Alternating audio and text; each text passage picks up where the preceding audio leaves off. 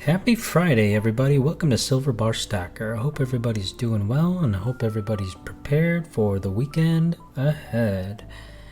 It's been a busy past few days on the store. We've had constant traffic, day in and day out. We've had a lot of orders coming through the past couple days, ever since we've been running these aggressive promotions and ever since we sent out our welcome letters to our past eBay customers.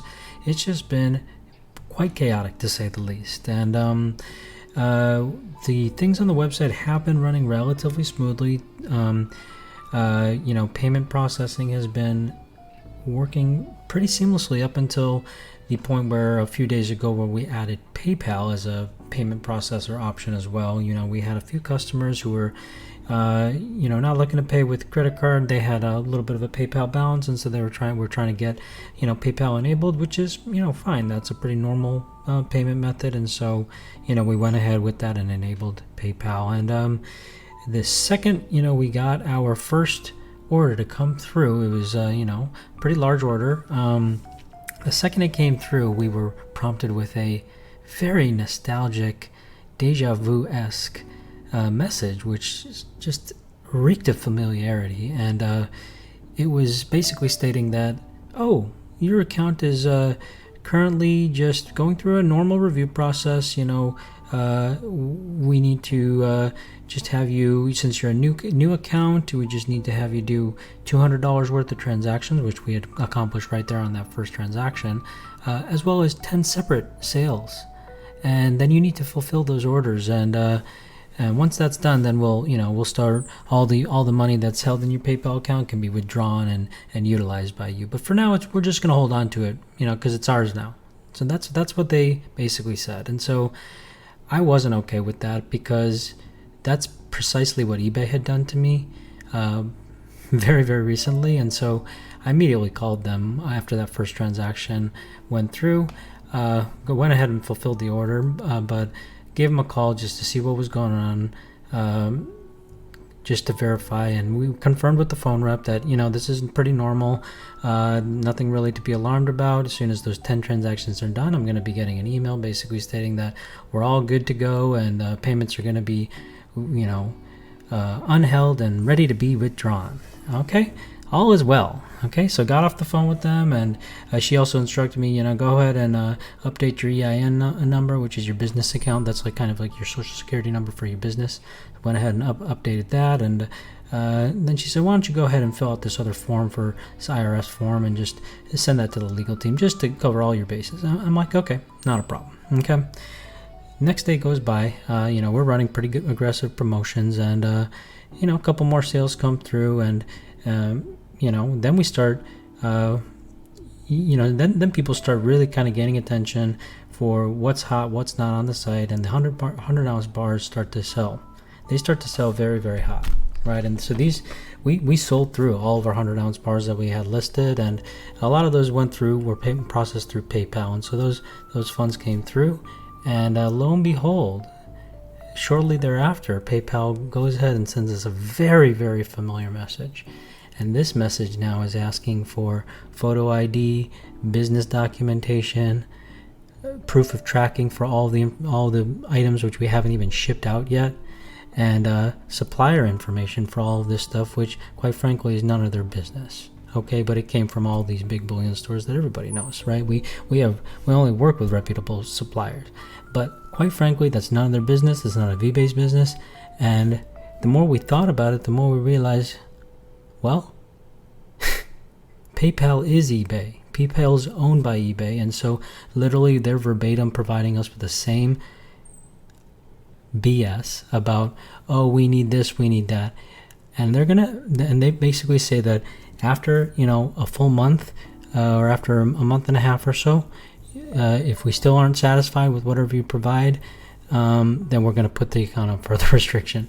And so right then and there, we decided we are halting all payments on PayPal. We're not doing business with PayPal. We're refunding all the customers who have paid on PayPal. And so slowly we have officially phased out PayPal.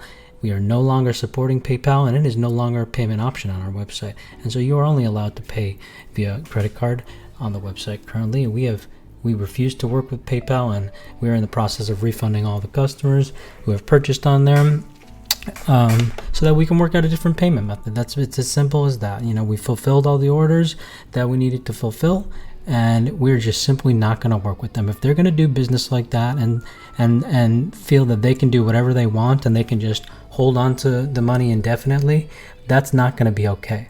Okay, and so we're not going to allow it. We're refunding the customers, and we're taking another method of payment. Okay, and so can you imagine all these sales going through, and now we're having to reverse payment on everything? Is that not a business inconvenience? Okay, and so that is not okay.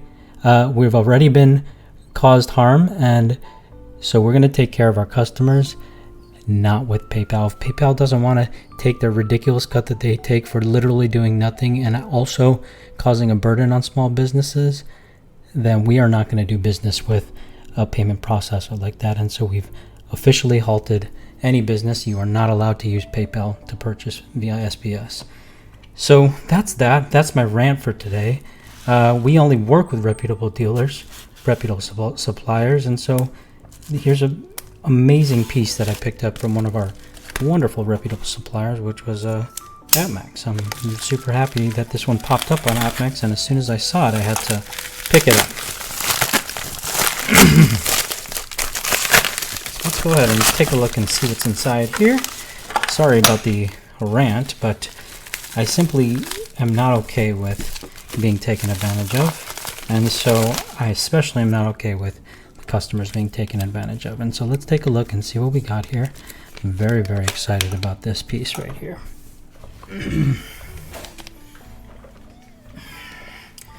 It's my understanding that this is about, I want to say this is 1,000 minted piece, but let's go ahead and research that real quick. allenglehart.com, 1 ounce bars, and we're going to search for the Colonial. Yep, that's 1,000 minted. 1,000 minted bar. Wonderful. So let's take a closer look at this. The front. Colonial. 1 troy ounce. 999 fine silver.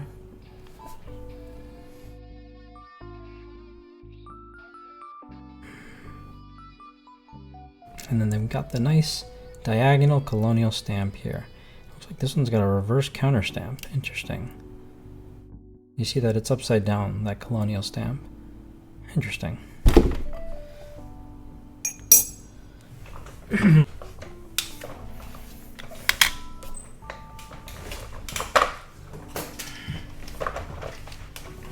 So let's go ahead and take a look at these. So these are Colonial bars as well.